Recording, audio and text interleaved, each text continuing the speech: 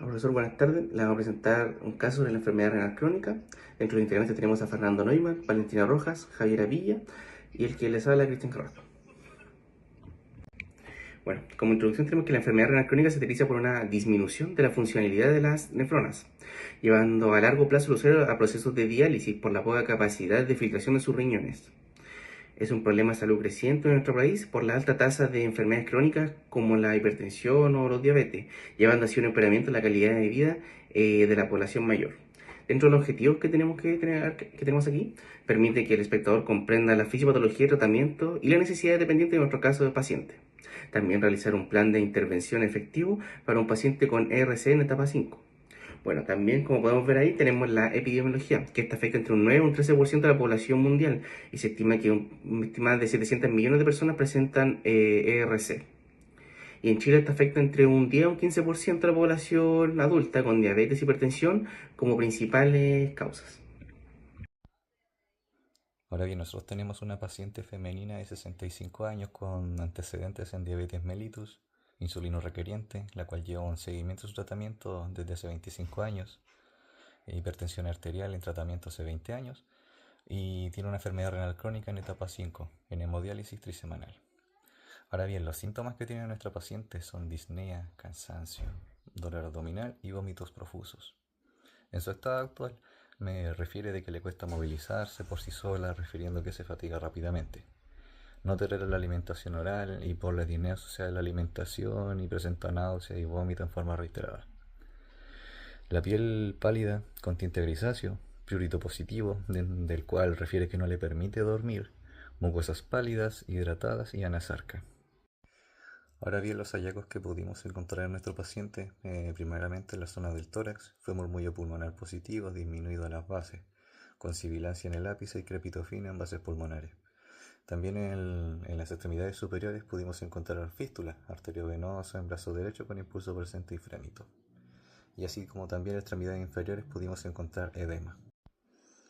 Ahora bien, mostrándoles un poco las etapas que tiene esta enfermedad renal, se menciona que va por etapas. La etapa 1 corresponde a una función renal normal y va a ir agravándose entre cada etapa hasta llegar a la etapa 5, la cual corresponde a una falla total de la función renal. Y cabe decir de que mientras más avanzada sea la etapa en la cual nuestro paciente se encuentre, va a ser mayor el riesgo de desnutrición y la mayor necesidad de terapia nutricional especializada. Bueno, en este caso vamos a pasar el examen y vamos a ver que nuestro paciente tiene una hipertensión, que es debido a su enfermedad renal crónica que tiene en etapa 5, donde se aumenta la retención de sodio y agua y aumenta el volumen intravascular. Luego podemos ver que tiene una taquicardia, que es en respuesta a la compensación sobre la hipoxemia y la acidosis metabólica que el paciente tiene. Luego tiene una taquipnea, que es parte de la compensación también de la respiratoria frente a la acidosis metabólica. Y la hiperventilación intenta reducir la concentración de CO2 en sangre. Luego vamos a ver que tiene una hiperglucemia tanto en pre-comida como post-comida, que esto se debe debido al descontrol de la diabetes que tiene el paciente y la capacidad renal para manejar el estrés metabólico. Luego podemos ver que tiene una anemia, que esto es causado por la disminución de la eritropoyetina renal que reduce la producción de glóbulos rojos. Luego podemos ver que tiene una hipernatremia por el aumento de sodio y agua que se está acumulando en el cuerpo por el ERC avanzado que tiene y la capacidad de diluir adecuadamente los electrolitos en el espacio intravascular. Luego podemos ver que tiene una hipercalemia, que es un signo común en la ERC en etapa terminal debido a la reducción de excreción de renal de potasio. Y encima está exacerbado por la anuria. Tiene una hipercloremia, que esto es más que nada por por el balance ácido-base y el uso de soluciones intravenosas. Luego tenemos que el paciente presenta una acidosis metabólica. La acidosis metabólica en RC es el resultado de la incapacidad de los riñones para excretar ácidos, tanto sulfúrico como fosfórico, y regenerar bicarbonato. En cuanto al examen que se le hicieron además de esto fue el de creatinina, BUM y uremia, que es para evaluar el nivel de acumulación de productos tóxicos por la falla renal severa que el paciente tiene. Y esto nos va a indicar la severidad del ERC. Luego tenemos el hematocrito y la hemoglobina, que detectan la anemia por deficiencia de la eritropoyetina, explicando la fatiga y la disnea. Luego vamos a los electrolitos. En este caso, identificar el desequilibrio peligroso de hiperpotasemia puede causar una arritmia, hipernatremia por retención hídrica y ese tipo de cosas. Luego tenemos el tema de los gases venenosos para confirmar la acidosis metabólica grave y la típica NRC avanzada. Luego tenemos que le hicieron una radiofredox para detectar la congestión pulmonar que el paciente tiene y la sobrecarga de líquidos que tiene también. Y la diuresis con sonda Foley, evaluar la producción de orina que puede tener. La anuria confirma la falla renal crónica que puede tener el paciente. Bueno, como modo de fisiopatología, sabemos que la enfermedad renal crónica tiene diferentes etapas, que van desde la etapa 1 hasta la etapa 5. Es un daño progresivo que se caracteriza por, mientras más grande el número, es un mayor daño a las nefronas. Nuestro usuario se encuentra en la etapa 5, por lo tanto podemos decir que el daño al glomérulo de las nefronas está muy avanzado y por lo tanto esta paciente requiere de hemodiálisis. Como mecanismo fisiopatológico, en primer lugar tenemos un daño inicial que está dado por enfermedades crónicas del usuario generalmente, que podría ser diabetes mellitus, hipertensión arterial o glomerulonefritis en algunos casos, que dañan a las nefronas y disminuyen su funcionalidad. En segundo lugar, o el paso 1A, que es como la segunda parte del proceso 1, tenemos que como hay menores cantidades de nefronas, va a haber más trabajo que hacer. Por lo tanto, esas nefronas que quedaron van a ser sobrepasadas de trabajo y van a haber una hiperfiltración glomerular. ¿Qué quiere decir? Que el trabajo no se va a realizar, pero se va a realizar de mala forma. O sea, la filtración no va a ser de calidad, no va a haber una filtración de sangre correcta para eliminar desechos y que el torrente sanguíneo quede de una manera limpia. Tenemos en segundo lugar la pérdida de las nefronas y la fibrosis de las nefronas y el riñón, que sería, si hay hiperfiltración, o sea, si hay un mal trabajo de las nefronas, va a haber una destrucción a largo plazo de las nefronas. Por lo tanto, va a haber un daño glomerular permanente y se va a perder la funcionalidad de estas nefronas y posteriormente del riñón. Tenemos la acumulación de toxinas como tercer paso. Tenemos que para disminuir la velocidad de filtración glomerular, por lo tanto, se van a acumular desechos como la urea, la creatinina, los ácidos orgánicos. Entonces va a haber una mala filtración de estos compuestos y se van a acumular en el torrente sanguíneo. Bueno, cuando un usuario se encuentra en la etapa 5 de la enfermedad renal crónica, ya su velocidad de filtración glomerular baja a menos de 15. Por lo tanto, es muy disminuida la cantidad que puede filtrar sus riñones. En etapa 4, o en el paso 4, tenemos las alteraciones electrolíticas que corresponden a los hiper que nosotros conocemos. Reconocimos 4 hiper y una hipo, que sería la hipocalcemia. Tenemos hipernatremia por la acumulación de los líquidos y el sodio, y esto va a provocar hipertensión arterial y además el edema. Tenemos una hiperpotasemia por la baja de filtración, y esto va a provocar, o podría provocar a largo plazo, una arritmia, ya que el potasio se encarga de los latidos cardíacos. Tenemos la hiperfosfatemia, que daña la cantidad de calcio, ya que este va de la mano con el calcio, fósforo más calcio, son una dupla, entonces funcionan a la par, y si uno baja, el otro va a subir y así viceversa. Y la hipocalcemia, que se va a dar por una subida de fósforo, que el fósforo va a disminuir la cantidad de calcio en los huesos. Tenemos en quinto paso la inflamación renal crónica y la fibrosis. La fibrosis quiere decir que este tejido va a perder su capacidad funcional, se va a volver débil y de otra característica. Tenemos una inflamación sostenida que se va a dar por el aumento de las citocinas IL-6 y TNF-A, que son proinflamatorias. Eso quiere decir que nuestro tejido constantemente va a estar en un estado de alerta. Tenemos la activación de factores fibrogénicos, o sea, la fibrosis se va a ver muy activada, y por el factor beta TGF-B, que promueve la fibrosis intersticial y el daño tubular del riñón. Además, podemos decir que por la acumulación de líquidos podría haber ascitis, anasarca, que nuestra paciente solamente presenta anasarca en este momento, que es el edema generalizado, enfocado además en extremidades inferiores. ¿Ya? A modo de tratamiento tenemos varias indicaciones específicas para esta usuaria. Tenemos como indicación un hemogluco precomida con refuerzo de insulina cristalina. Esto más que nada por su enfermedad crónica subyacente, y requiere un control estricto de glicemia para evitar mayores daños a largo plazo. Tenemos el oxígeno para saturar mayor a 94%. Esto más que nada para el manejo de la disnea y la dificultad respiratoria que presentaba esta paciente, por el probable edema pulmonar que sea causado por la acumulación de líquidos de la enfermedad renal crónica.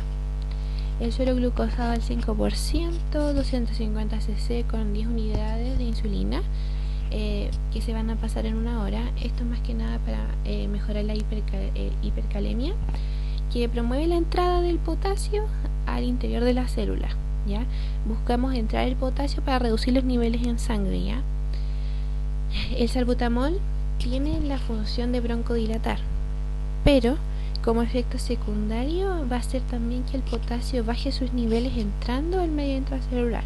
O sea, lo vamos a ocupar más que nada como un método, como un efecto secundario a favor, ¿ya?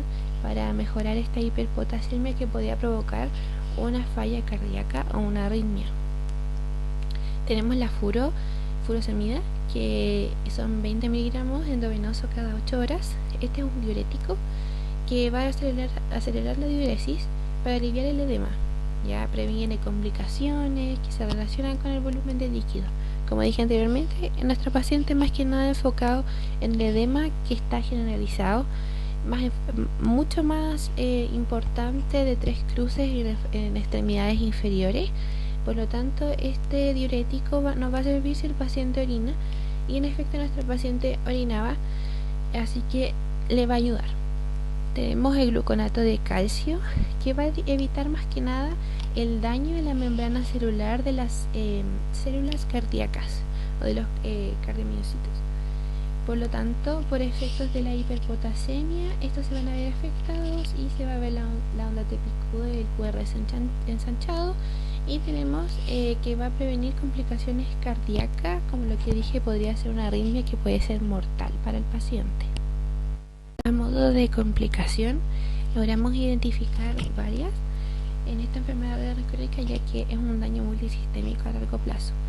En primer lugar, identificamos un síndrome urémico que es manifestado por el prurito, o sea, el picor generalizado, y esto se da más que nada por elevación del fósforo o la acumulación de la urea.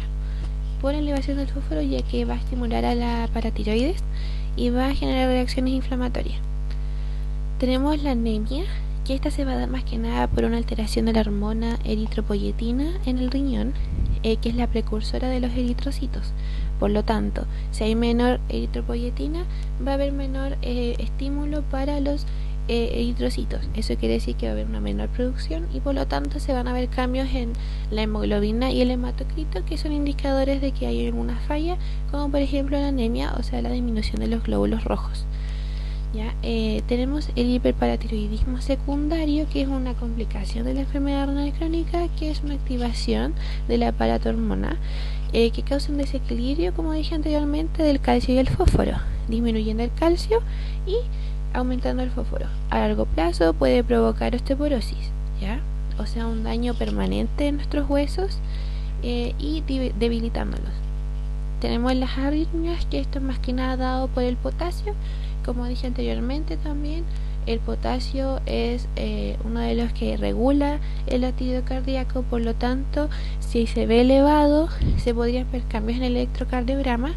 En la hiperpotasemia se ve una onda T picuda y un ensanchamiento de QRS permanente hasta que se baje la hiperpotasemia.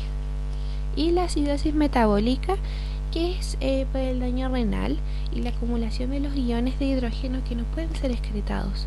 Por lo tanto, no puede haber una regeneración de bicarbonato para alcalinizar este sistema, y por lo tanto el pH va a disminuir y va a haber una acidosis metabólica. Ahora bien, como sugerencias al tratamiento de nuestro paciente, tenemos primero el control del prurito, en donde podemos utilizar una loción relajante y refrescante en su piel. También tenemos el control de enfermedades crónicas, en donde controlaríamos el nivel de azúcar en sangre de nuestro paciente, y así como también un manejo de su presión arterial debido a su hipertensión. En el manejo de dieta específica vamos a limitar el consumo de azúcar y sal. En la gestión para posible trasplante, en caso de que lo necesite, va a poder mejorar la calidad de vida de nuestro paciente, así como también un manejo de acidosis metabólica, administrando bicarbonato de sodio que reduzca los niveles de acidez en su sangre. Un control en la ingesta de agua debido a la sobrecarga de volumen que tiene nuestro paciente, y realizar un buen balance hídrico. Y a la estrategia de prevención, primero tenemos el control de la presión arterial, ya que la hipertensión es una de las principales complicaciones que tiene la enfermedad renal crónica. Tenemos el control de glicemia en pacientes con diabetes para prevenir daños adicionales a los riñones, comer adecuadamente para reducir la carga de trabajo de los riñones, Y por último, evitar el tabaquismo, ya que fumar acelera el daño renal y aumenta la presión arterial y empeora el daño vascular. Necesidades alteradas, tenemos que priorizamos la de respirar normalmente, ya que el paciente tenía hipoxemia, pero se la pudieron compensar. Luego es eliminar por todas las vías corporales y comer y beber adecuadamente. En el diagnóstico tenemos el deterioro del intercambio gaseoso relacionado con congestión pulmonar y insuficiencia renal, evidenciado por la disnea, los ruidos anormales, respiración superficial y baja saturación de oxígeno. Como conclusión tenemos que la enfermedad renal crónica necesita un manejo adecuado debido a sus complicaciones y el rol de enfermería es asistencial y es fundamental, ya que se encarga del monitoreo de los signos vitales, coordinación de la hemodiálisis, administración de diuréticos, oxígenos y brindar apoyo emocional y de educación para mejorar la vida del paciente. Y esa sería nuestra presentación. Muchas gracias.